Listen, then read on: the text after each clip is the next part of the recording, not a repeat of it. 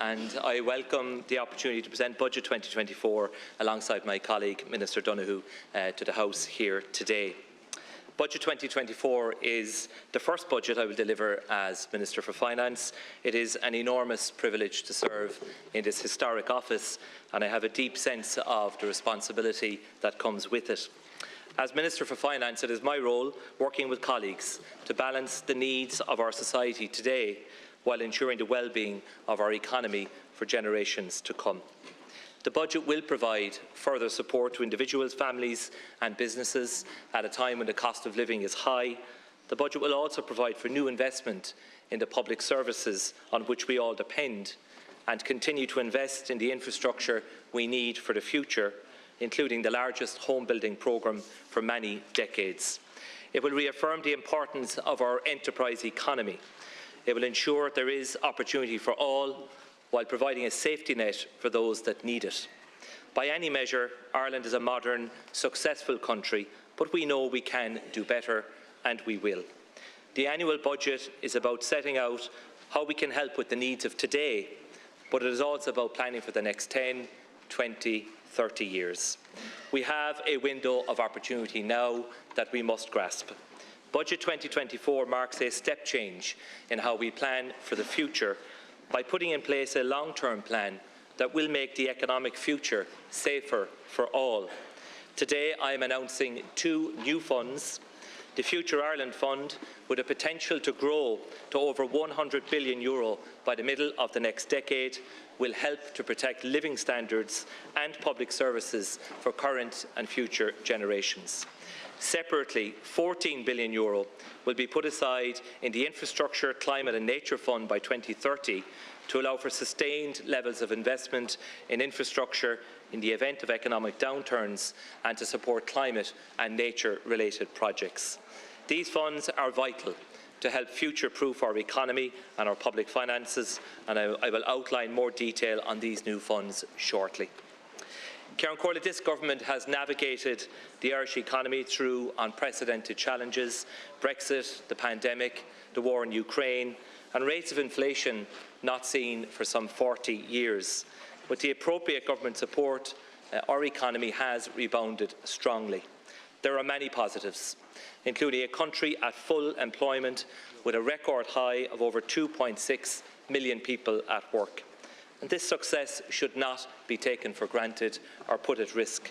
However, we also acknowledge there are capacity constraints in the economy, and these are most obvious in the housing and the labour markets. Despite our positive economic performance, inflation continues to make life very difficult for many people. I welcome the fact that the rate of inflation has fallen, but I'm acutely aware that household budgets are stretched for many.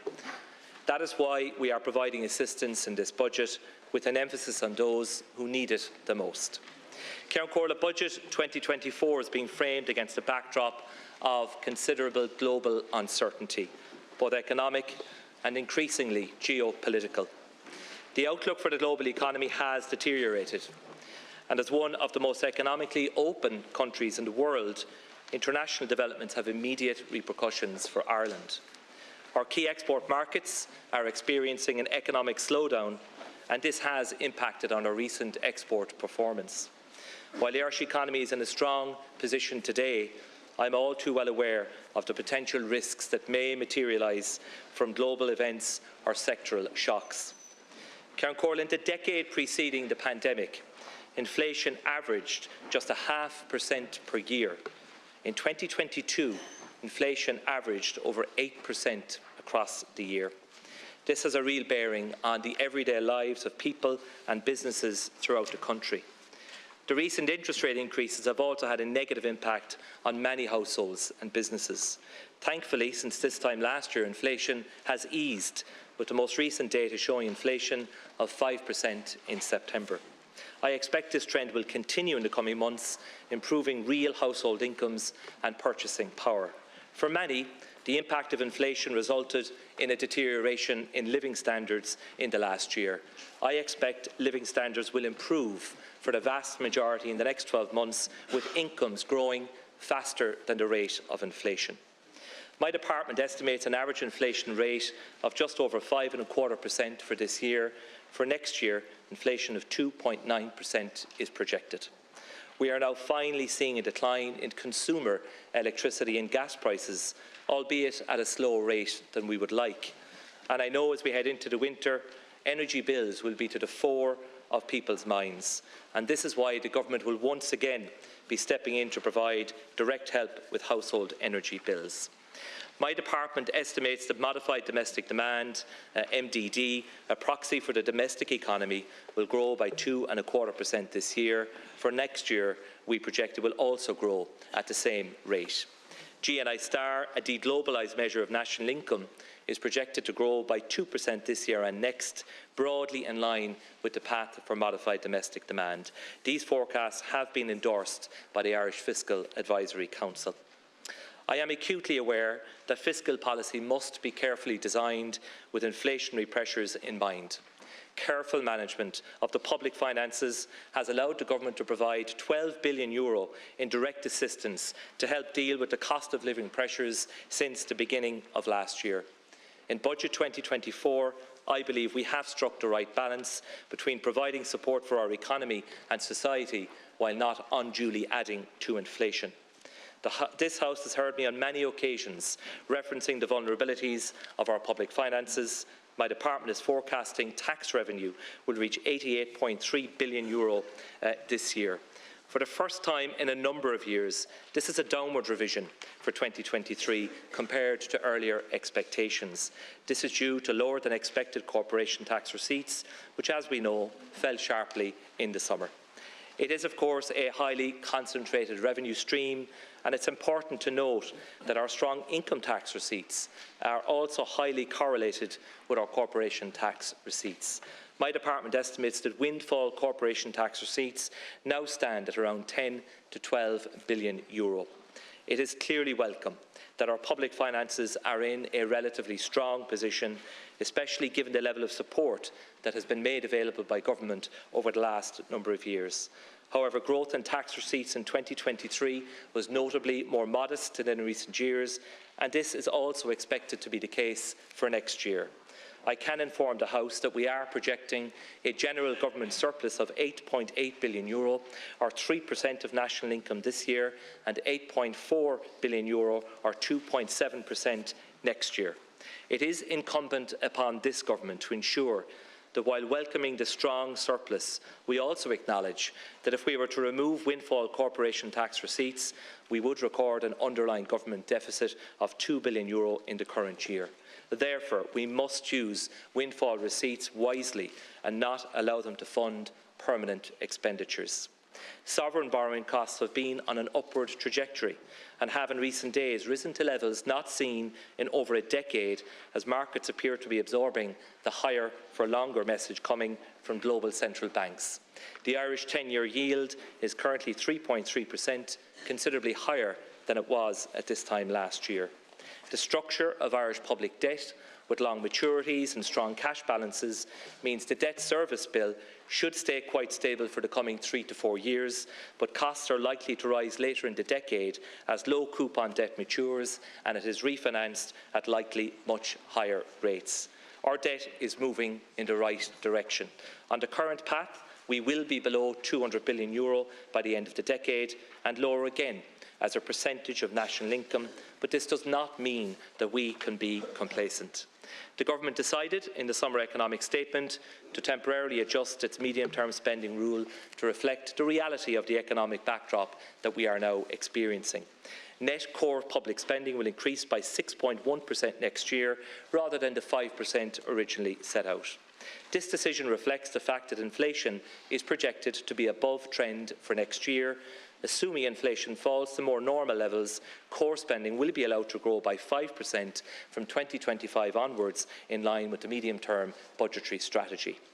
Today, I am announcing a total budget package of €14 billion. Budget 2024 consists of a core expenditure package of just under €5.3 billion and a tax package of over €1.1 billion, a total core package of €6.4 billion. This is in line with the budgetary parameters set out in the summer economic statement last July. there is also a package of once-off cost of living measures of €2.7 billion net of windfall revenues from the energy sector. In addition, there is non-core expenditure of €4.75 billion, including an additional €250 million for the public capital programme funded by windfall corporate tax receipts. I'm announcing today, Ciaran Corley, a personal income tax package to the value of €1.3 billion. As incomes rise, it is vital that adjustments are made to our personal tax system. In the absence of this, workers and many pensioners would experience an increase in the burden of tax in real terms, resulting in a drop in living standards. The competitiveness of our personal tax system is also a factor in inward investment decisions. I'm therefore announcing the following changes. I'm increasing the personal, employee, PAYE and earned income tax credits by €100 each. I'm increasing the standard rate income tax cut-off point by €2,000 to bring the entry point to the higher rate of income tax to €42,000.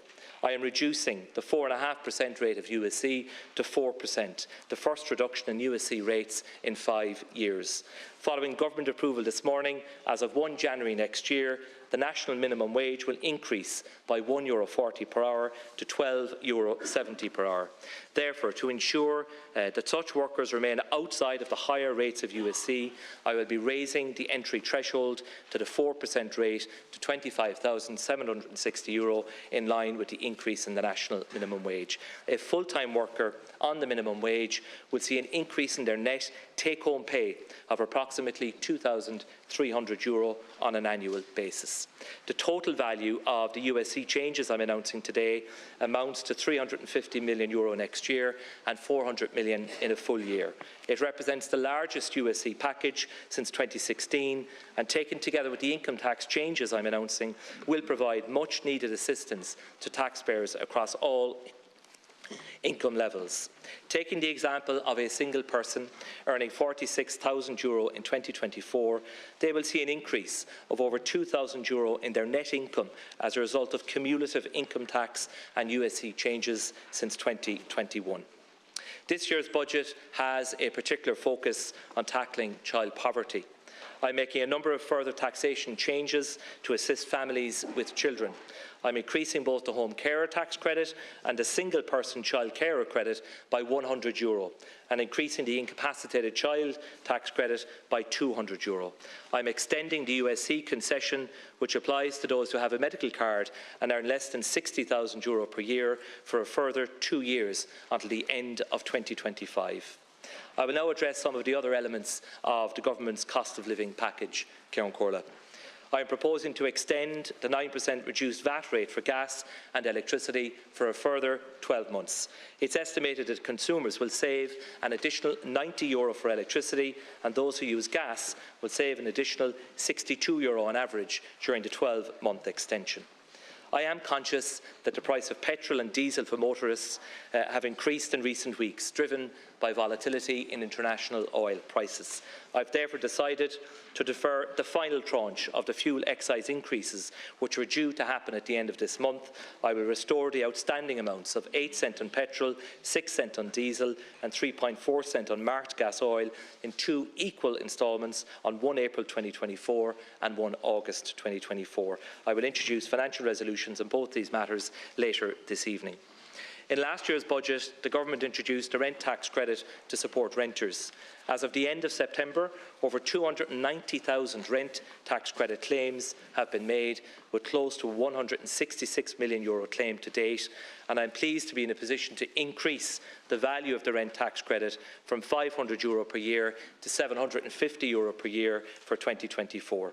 In addition, I've decided to make an amendment to allow parents who pay for their student children who have tenancies in rent-a-room or digs accommodation to claim the rent tax credit. This will also be backdated to allow for claims to be made for the 2022 and the 2023 tax years. Ciaran Corley, I'm acutely conscious of the impact of rising interest rates and mortgage costs on many households. It is not possible or desirable for government to attempt to mitigate in full the impact of increased interest rates. However, what we have experienced in the past 14 months is exceptional in the history of monetary union. and 10 successive interest rate increases have put many mortgage holders under considerable pressure. I have therefore decided to introduce a one-year mortgage interest tax relief for homeowners with an outstanding mortgage balance on their primary dwelling house of between €80,000 and €500,000 as of the 31st of December 2022. Relief will be available in respect of the increased interest paid on the mortgage in the calendar year 2023 as compared with the amount paid in 2022 at a standard rate of 20% of income tax. The relief will be capped at €1,250 per property. Approximately 165,000 mortgage holders will benefit from this measure with an estimated cost of €125 million.